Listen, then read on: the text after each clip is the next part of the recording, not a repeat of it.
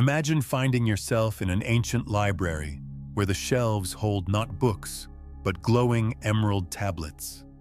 On these tablets is recorded knowledge that could change the fate of humanity. The being who wrote them was not human in the traditional sense of the word. He possessed knowledge that far exceeded the possibilities of his time. This being was Thoth, the deity who was not only the god of writing and wisdom in ancient Egypt, but perhaps one of the most mysterious figures in human history. But who was Thoth really? Merely a mythical figure? Or did there once exist a real person whose knowledge was so profound that he was worshipped as a god? The answer to this question may not only reveal the secrets of ancient Egypt, but also change how we think about consciousness, death, and the soul's journey. According to ancient Egyptian texts, Thoth was the one who taught humans writing, mathematics, astronomy, and magic. But these teachings were not merely practical knowledge.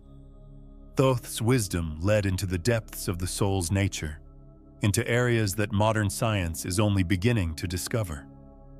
Associated with his name are those emerald tablets that claim to reveal the universe's greatest secrets. The figure also known as Hermes Trismegistus, who according to many researchers was the same person as Thoth, left behind teachings that remained hidden for millennia. These teachings speak not only about how the material world functions, but also about what happens after death, how the soul travels across lifetimes, and how to achieve the highest levels of consciousness. In ancient Egypt, Thoth's role far exceeded the functions of an ordinary deity. He was the one who guided the souls of the dead in the afterlife, kept records of good and evil deeds, and decided whether a soul was worthy to continue forward or needed to return for further learning opportunities. This role strikingly resembles what we today call the reincarnation process. Walter Budge, one of the pioneers of Egyptology, wrote at the end of the 19th century, "Thoth was not only the god of wisdom, but the deity who directed the soul's path through different states of existence. His knowledge encompassed all that is accessible to the mortal mind, and that which lies beyond it."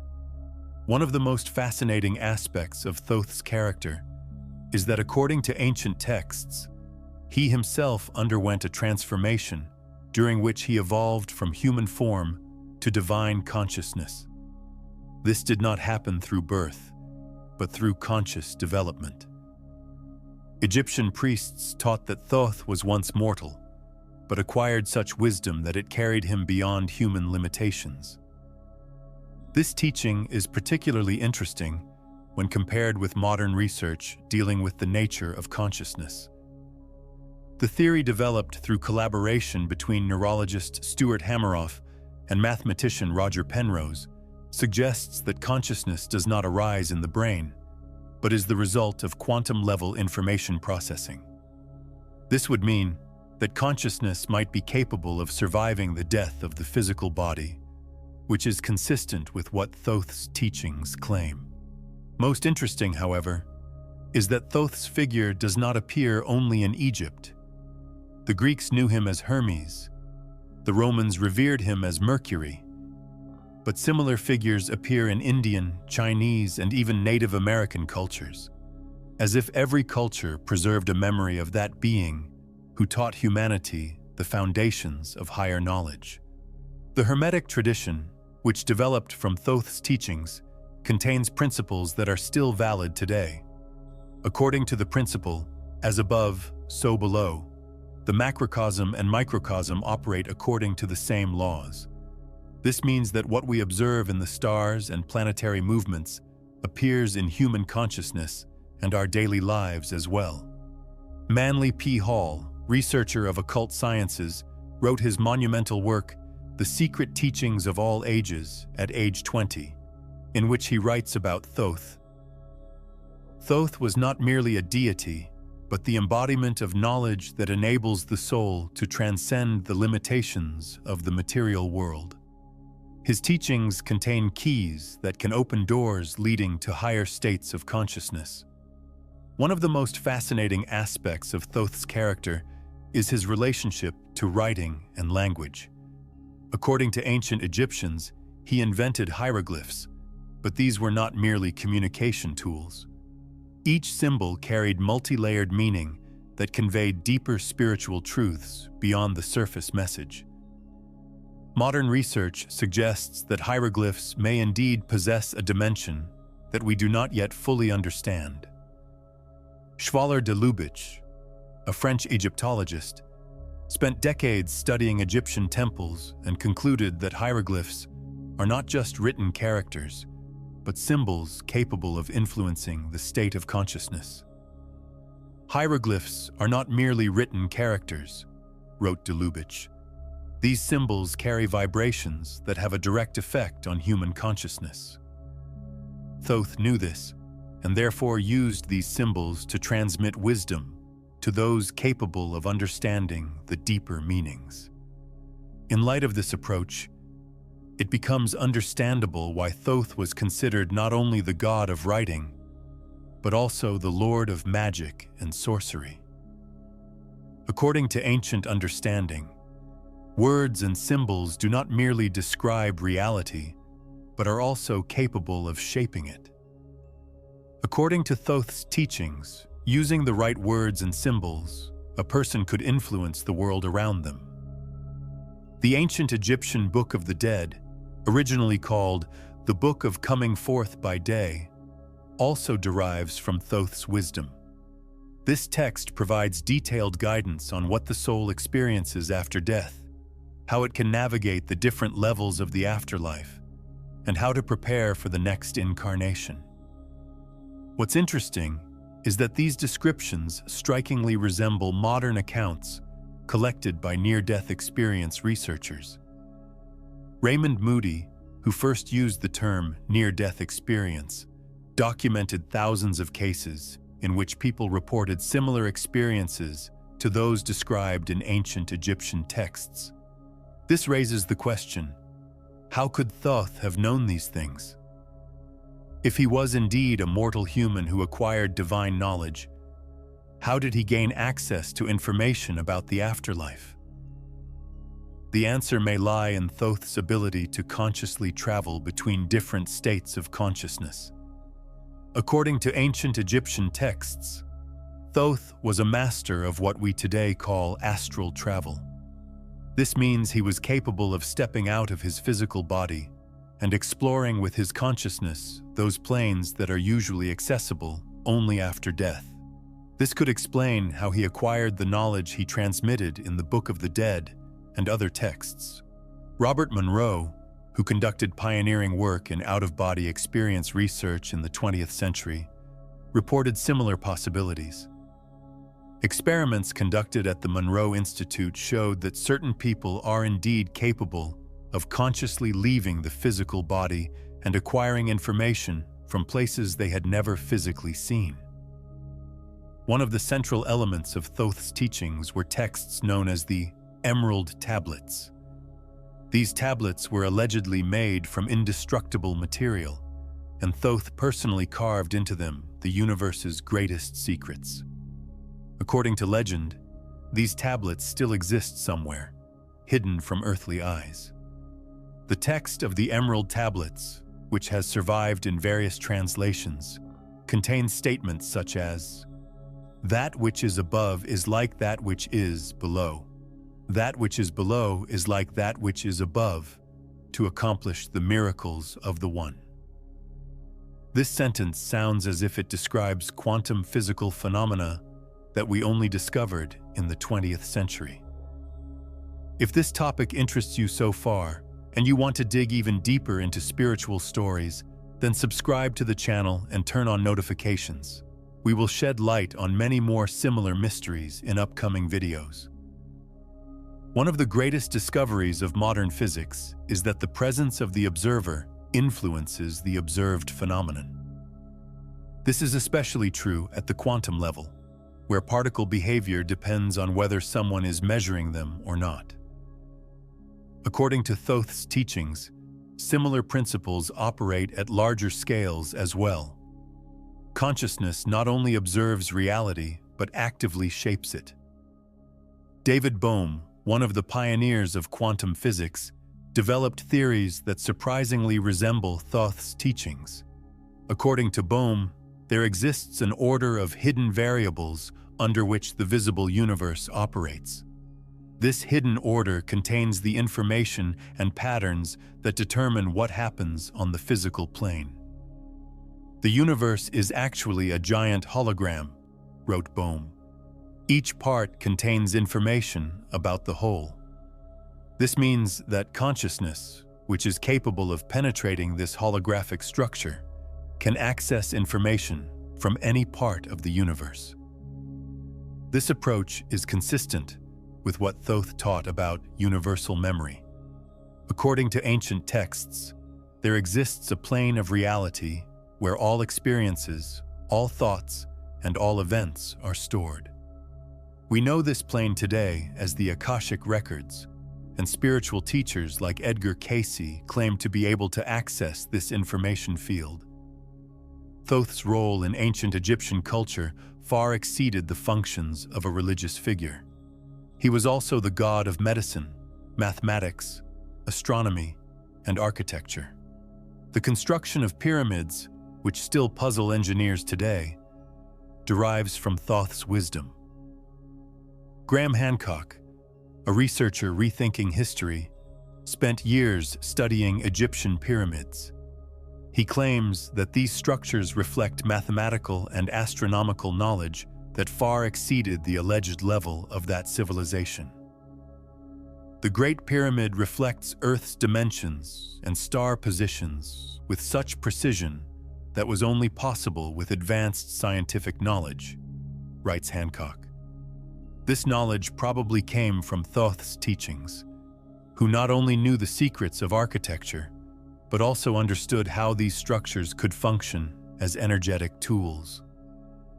The energetic aspect is particularly important in Thoth's teachings.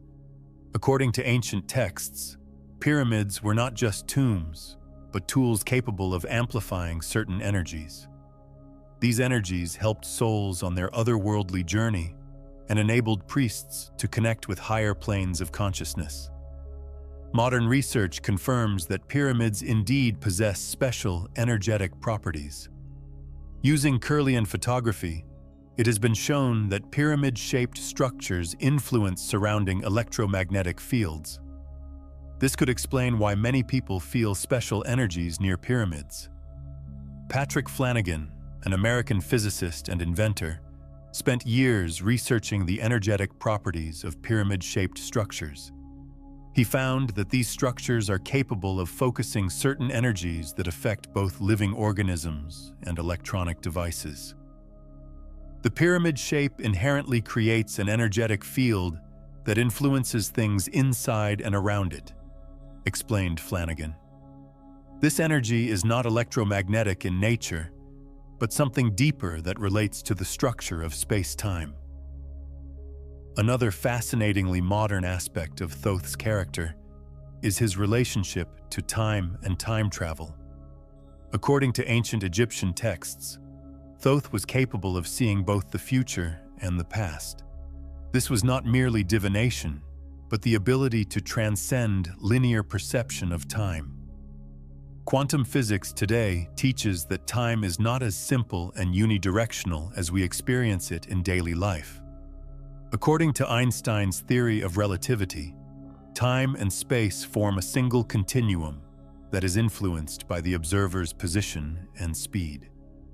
Quantum mechanics shows that at the quantum level, events can be influenced not only in the present, but also in the past and future.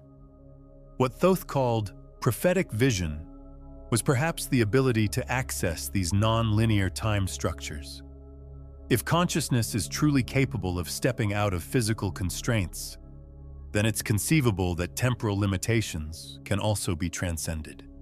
John Wheeler, theoretical physicist who coined the terms black hole and wormhole, developed theories according to which information can travel through time. According to Wheeler, The universe is fundamentally informational in nature, and this information is not bound to linear time. In ancient Egyptian culture, Thoth was the one who weighed the hearts of the dead in the afterlife. This ceremony was not merely symbolic, but determined the soul's next incarnation. If the heart was lighter than Ma'at's ostrich feather, the soul could proceed to higher levels. If heavier, it had to return for further experiences. This teaching strikingly resembles the Eastern conception of reincarnation, but with one important difference. While Eastern traditions say karma operates automatically, Thoth's teachings suggest there exists a conscious choice. The soul, if sufficiently conscious, can decide for itself how to continue its path. Brian Weiss, who researches past lives through hypnotherapy, reports similar experiences from his patients. According to Weiss, souls in the between-lives state consciously choose their next incarnation based on lessons they need to learn. Death is not the end, but a transition, writes Weiss. Souls consciously choose the circumstances of their next life, the family, challenges, and opportunities. This choice is not random, but follows the logic of spiritual development. Perhaps the deepest aspect of Thoth's teachings is what we might call universal knowledge. According to ancient texts, all knowledge that ever existed or will exist is accessible to those who know how to access it. This knowledge is not found in books or classrooms, but in the depths of consciousness. Carl Jung developed similar concepts in his theory of the collective unconscious.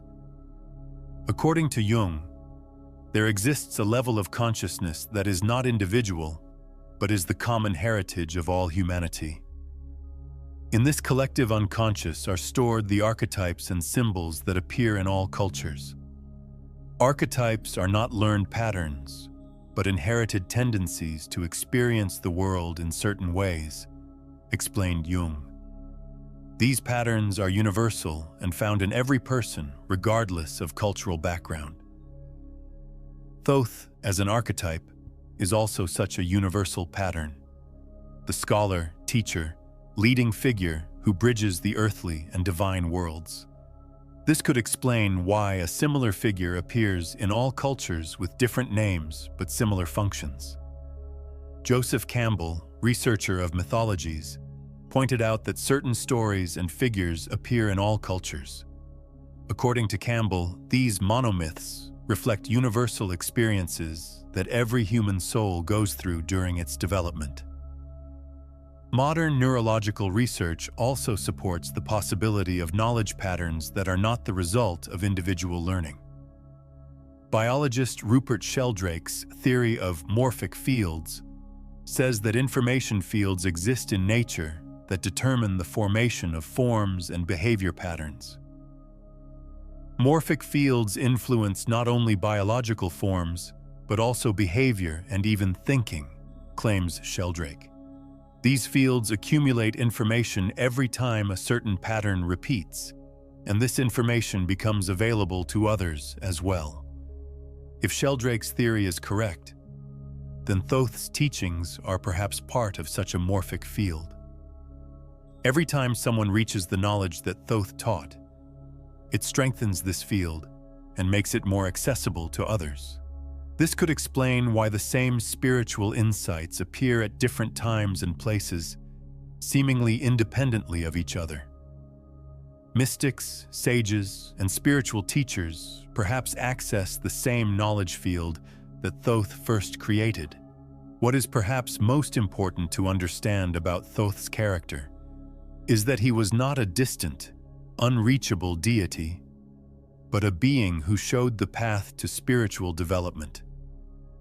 According to ancient teachings, Thoth was once like us, but achieved knowledge and consciousness that carried him beyond human limitations.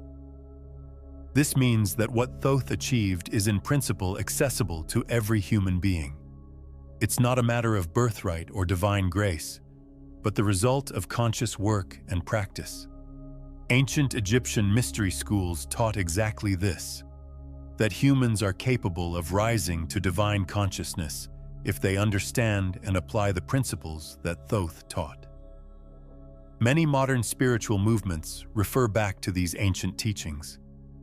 Systems such as Hermeticism, Kabbalah, alchemy, and even the modern New Age movement all find their roots in Thoth's wisdom. Dion Fortune, 20th century occultist and writer, wrote about Thoth's significance. Thoth was not just an ancient deity, but the first repository of knowledge that enables humans to recognize their divine nature. His teachings are the keys that open doors to higher reality. From a practical standpoint, Thoth's teachings offer concrete methods for spiritual development. Meditation, work with symbols, dream interpretation, cultivation of out-of-body experiences. All these are techniques that ancient Egyptian priests practiced under Thoth's guidance. Work with symbols is particularly important in Thoth's system. Each symbol represents not just a picture, but an energetic key capable of opening certain states of consciousness.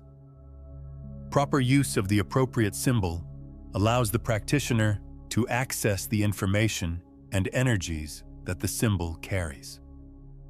Modern psychology has recognized the power of symbols in subconscious programming.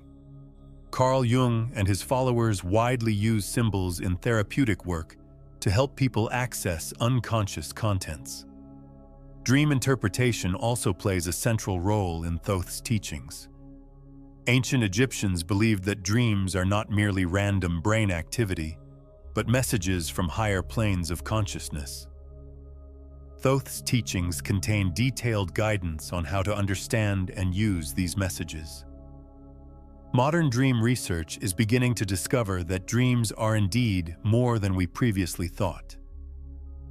Researchers like Stephen LaBerge have proven that lucid dreaming, when the dreamer is aware that they are dreaming, is a real phenomenon, and that learning and problem-solving are possible in this state. But perhaps Thoth's greatest gift to humanity was the realization that death is not the end, but a transition. The entire structure of ancient Egyptian culture was built on this realization, and Thoth's teachings provided a detailed map of what to expect after death. This knowledge was not theoretical, but practical. Egyptian priests prepared for death, practiced out-of-body travel, and learned how to navigate the different planes of the afterlife. When the moment of death arrived, they did not face it with fear, but with knowledge and confidence. Modern near-death research confirms that people who have some spiritual preparation or knowledge about afterlife generally experience more positive experiences during near-death. Research by Kenneth Ring and others shows that spiritual practice and knowledge about afterlife significantly influences the quality of the near-death experience. This raises the question, how can we apply Thoth's teachings in modern life? The answer does not lie in returning to ancient rituals, but in understanding the principles that these rituals represented. The first and most important principle is that consciousness is not identical to the brain.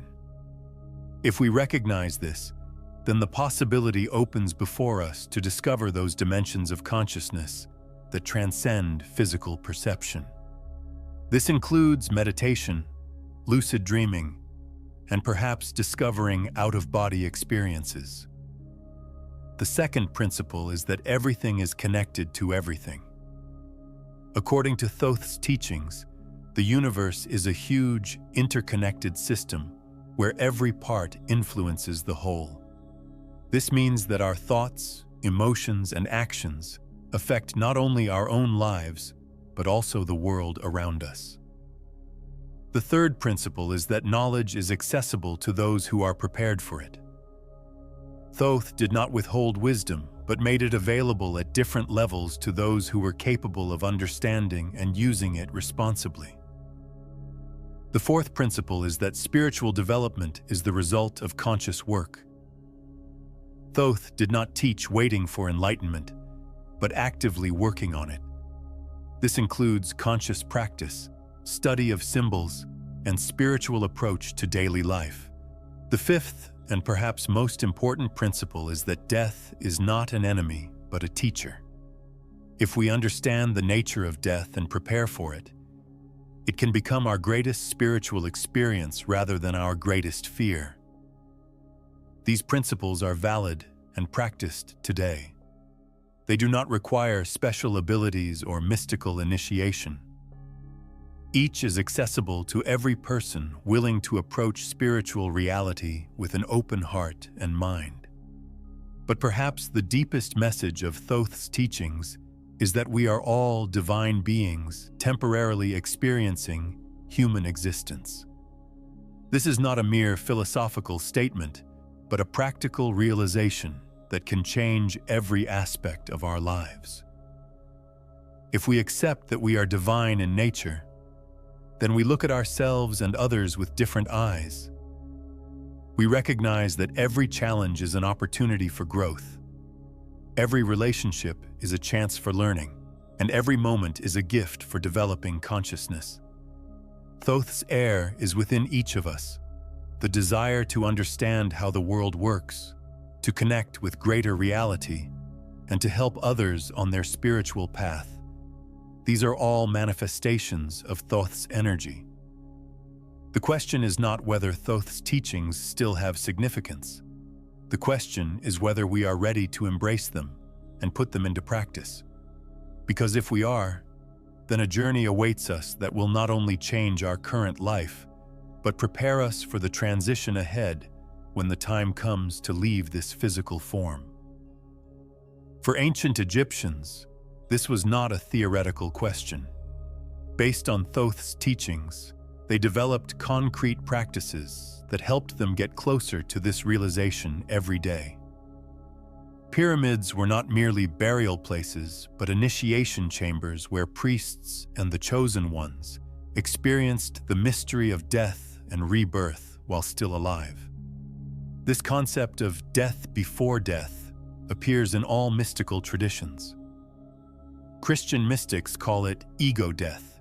In Buddhist tradition, it's known as ego dissolution, but essentially it's the same process. The personality that believes it is separate from the world dies, and in its place is born a higher consciousness that recognizes its divine nature. Modern psychology calls this phenomenon ego transformation or spiritual crisis. Psychiatrist Stanislav Grof spent decades researching these experiences and concluded that they are not only normal, but also necessary for spiritual development. Ego death is not psychosis, but a natural process in which consciousness transcends the limitations of personality, writes Grof. Those who go through this process usually return with a sense of deeper peace and wisdom. Another modern relevance of Thoth's teachings is how they approach the question of healing. Ancient Egyptian medicine did not just deal with treating physical symptoms, but also the spiritual causes of illness. According to Thoth, every physical illness is a manifestation of energetic imbalance that can be traced back to deeper spiritual problems. This approach is becoming increasingly accepted in modern alternative medicine. Systems such as traditional Chinese medicine, Ayurveda, or homeopathy all teach that illness is not merely a physical phenomenon, but a consequence of disruptions in the energetic system. Dr. Deepak Chopra, who combines Western medicine with Eastern wisdom, writes about this. The body is not a machine, but an energetic field that is constantly shaped by the state of consciousness. If we change consciousness, we can change the state of the body as well. This is consistent with Thoth's teachings, according to which body and consciousness are not separate entities, but two aspects of a unified system. Appropriate spiritual practices influence not only the soul, but also physical health. The healing effects of meditation are now scientifically proven. Cardiologist Herbert Benson described as the relaxation response, the physiological change that occurs during meditation. Blood pressure drops, heart rate slows, stress hormone levels decrease, and immune system activity increases. But according to Thoth's teachings, meditation is capable of even more. It not only heals the physical body, but provides access to those planes of consciousness where the true source of healing is found. Ancient Egyptian priests used meditation as a bridge connecting the physical and spiritual worlds. Understanding the healing power of symbols is also part of Thoth's legacy. Ancient Egyptians knew that certain symbols are capable of influencing energetic fields, and therefore used them for healing purposes. Different hieroglyphs carried not only meaning, but also vibrating energies. Modern color therapy, crystal healing, and other vibration-based healing methods all build on these ancient insights. While scientific explanation is not yet complete, increasing evidence supports that different frequencies indeed affect the human organism. Cymatics, the science of vibrations and frequencies, visually demonstrates how sound can create complex geometric patterns. The work of Swiss physician Hans Jenny showed that when we sound different frequencies, they create specific patterns in sand or water. This could explain why ancient Egyptians considered the use of proper sounds and symbols so important. If these vibrations are capable of influencing the structure of matter, then they probably affect the human body as well, which largely consists of water. Another modern application of Thoth's teachings is found in the area of altered states of consciousness. Ancient Egyptian priests used various techniques to achieve states of consciousness in which they could access higher knowledge. These included breath control, light and sound therapy, as well as the use of certain plant preparations. Modern scientific research confirms that these techniques are indeed capable of changing the state of consciousness. Holotropic breathing, developed by Stanislav Grof, achieves similar results to ancient initiatory rites. Proper breathing techniques are capable of inducing states of consciousness in which we can access deeper layers of the psyche, explains Grof. In these states, we often gain information that is not available in ordinary consciousness. Light therapy also has ancient roots. Egyptian temples were designed so that sunlight would illuminate interior spaces in special ways, thereby inducing specific states of consciousness. Modern research has shown that different colored lights indeed affect brain function and hormone production. Plant medicine was also an important part of Thoth's teachings. They used medicinal plants not only for physical healing, but also to open the gates of consciousness to the spiritual world. Ancient Egyptian physicians knew exactly which plants had what effects on both body and consciousness. Today, we find this knowledge again in the field of psychedelic research. Researchers like Rick Strassman and Robin Carhart Harris investigate how certain natural substances affect consciousness and how they can be used for therapeutic purposes.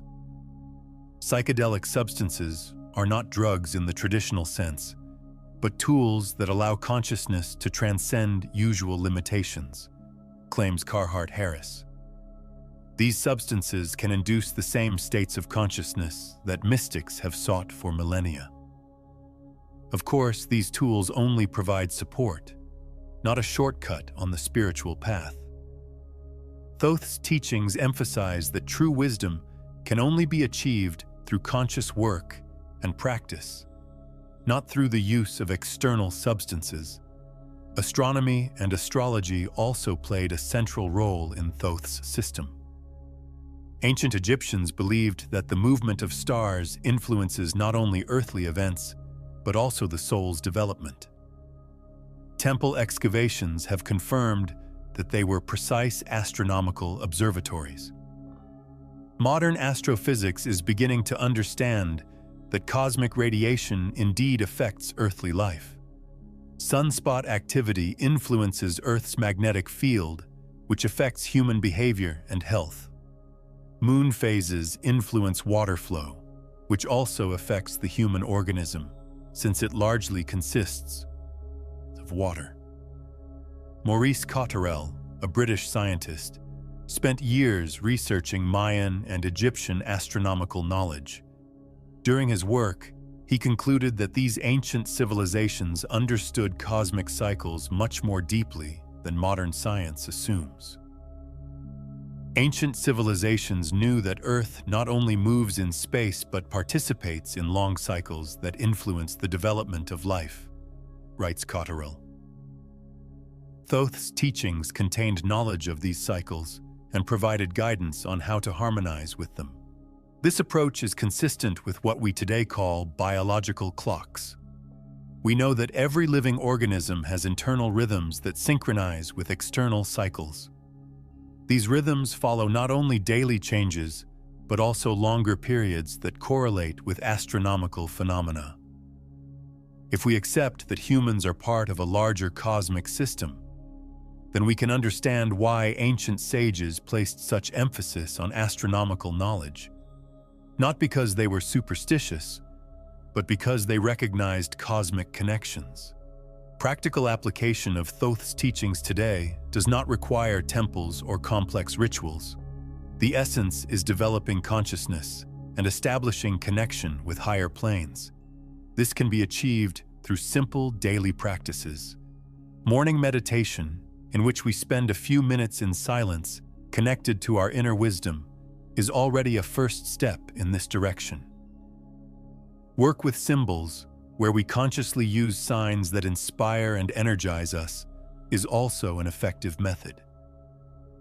Conscious observation and interpretation of dreams is another path through which we can access the wisdom of the unconscious. Keeping a dream journal and studying dream symbols can help understand the messages our higher consciousness sends us. Cultivating relationship with nature is also an important element of Thoth's teachings. Ancient Egyptians knew that nature is not just environment, but also teacher. Plants, animals, and natural phenomena all carry teachings for those who are open to them. Developing service and helpful intention is perhaps the most important aspect of Thoth's legacy. The ancient sage did not gather knowledge for himself, but to help others on the spiritual path. Today, this can mean volunteering, teaching, healing, or simply being kind and understanding to others. If you've enjoyed this content so far and want to dig even deeper into ancient wisdom, then subscribe to the channel and share this video with those who might be interested. In upcoming videos, we'll meet other ancient teachers and mysterious figures. However, Thoth's legacy is not only about individual spiritual development, but also about humanity's collective evolution. According to ancient prophecies, a time will come when Thoth's teachings will again come to the forefront and help humanity step onto another level of consciousness. According to the Mayan calendar, this transition began in 2012. Astrological calculations say we are now entering the age of Aquarius, which will be an era of knowledge and spiritual understanding. These are not mere esoteric speculations, but observations that are increasingly reflected in changes happening in the world. The internet and global communication enable spiritual knowledge to spread faster and more widely than ever before. Phenomena such as collective meditations, global peace movements, or the growth of environmental consciousness all suggest that humanity is beginning to recognize its unity and responsibility. According to Thoth's teachings, this development is not random, but part of a larger cosmic plan. Humanity is now reaching the level of development necessary to understand and apply the wisdoms that Thoth and other ancient teachers left us. This does not mean that everything will automatically be fixed. Transition periods always bring challenges, and developing individual consciousness remains each person's own responsibility. But those who are open to these teachings can receive significant help during the transition. Pierre Teilhard de Chardin, Jesuit priest and paleontologist, wrote, "We are not human beings having spiritual experiences, but spiritual beings having human experiences." This realization is the central message of Thoth's teachings. If we recognize our spiritual nature, then everything else comes into perspective. Difficulties become challenges, relationships become learning opportunities, and death becomes a transition to a higher state. This is not naivety or denial, but recognition of a deeper reality. According to Thoth's guidance, the purpose of human life is not survival or seeking happiness, but developing consciousness and service. Every experience, whether pleasant or painful, contributes to this development if we approach it with proper understanding. This approach does not mean passivity. On the contrary, Thoth taught active participation in the world, but from a higher perspective. The goal is not satisfying the ego's desires, but fulfilling the soul's mission. Viktor Frankl, founder of logotherapy, reached a similar realization based on his experiences in concentration camps. According to Frankl, humanity's primary motivation is not seeking happiness or power, but finding life's meaning. Those who find life's meaning are capable of enduring almost any circumstances, wrote Frankl. We don't receive meaning from outside, but create it from within when we recognize our role in the greater whole. This is exactly what Thoth taught his ancient disciples. Finding life's meaning is not an intellectual exercise, but a spiritual awakening during which we recognize our connection to greater reality. In practice, this means that every day we seek opportunities to grow, learn, and serve others' good. Great deeds are not necessary. Small, conscious choices suffice. A kind word, a thoughtful act, or simply the gift of presence. According to Thoth's teachings, the effect of these small acts is much greater than we think. Every positive thought and deed enters that morphic field that influences all humanity. When we develop, we move all humanity forward. This is not exaggeration, but quantum physical reality. Bell's theorem and other quantum mechanical phenomena have shown that in reality, everything is connected to everything. A change in one electron's state immediately causes measurable change in another electron, regardless of the distance between them. If this is true at the particle level, then it may be true at the consciousness level as well. When we change, it affects the consciousness field around us. This could explain why many people now feel an increasing desire for spiritual development. Perhaps because more and more people are awakening, and this awakening mutually reinforces.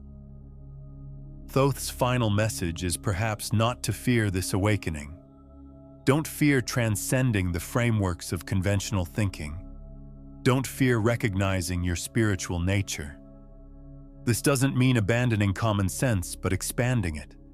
The meeting point of ancient Egyptian wisdom and modern science shows that spiritual reality is not the opposite of rational thinking, but its complement.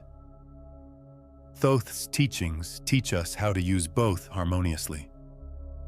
The knowledge that Thoth left us is not a museum piece, but living wisdom that can be useful to anyone open to it. You don't need to be an Egyptologist to apply these principles in your own life. Start by accepting. You are more than your body and thoughts. Continue by spending time each day connecting to this deeper part of yourself through meditation, prayer, or simple silence. Learn to recognize the symbols and synchronicities that provide guidance. Develop your ability to reach other states of consciousness through dreams, creative activities, or time spent in nature. Take your dreams and inner voice seriously. Serve others good and pass on the wisdom you receive. Thoth did not teach to gain followers, but to educate teachers. The true continuers of his legacy are those who take up the torch and pass knowledge to the next generation. Perhaps you too are part of this chain. Perhaps you feel drawn to these teachings because you need to learn something that you can then pass on to others. Perhaps the knowledge that has been waiting for millennia is now preparing to manifest again in the world. According to ancient prophecies, Thoth will one day return when humanity is ready to receive the complete teaching. But perhaps he will not return in a single person, but in all those who recognize and practice his wisdom. This is not fantasy, but a deep spiritual truth. Every great teacher, every sage, every person who helps others on the spiritual path carries Thoth's spirit. His legacy is not found in a museum, but in those people who carry the knowledge forward. The question, therefore, is not who Thoth was, but who you want to be. Are you ready to transcend conventional thinking? Are you open to recognizing your spiritual nature? Are you willing to serve others' development? If your answer is yes, then you have already set out on the path that Thoth showed millennia ago. This path is not easy, but it is the most satisfying adventure a human being can undertake. And at the end, you will find not only yourself, but also who you truly were all along. Thoth's wisdom awaits you. The question is only when you will begin to discover it.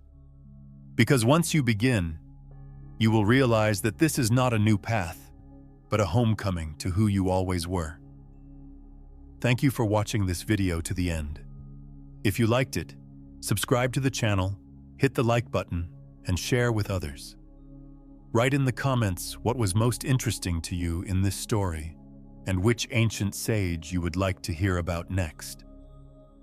In upcoming videos, we will continue this fascinating journey into the world of humanity's hidden knowledge.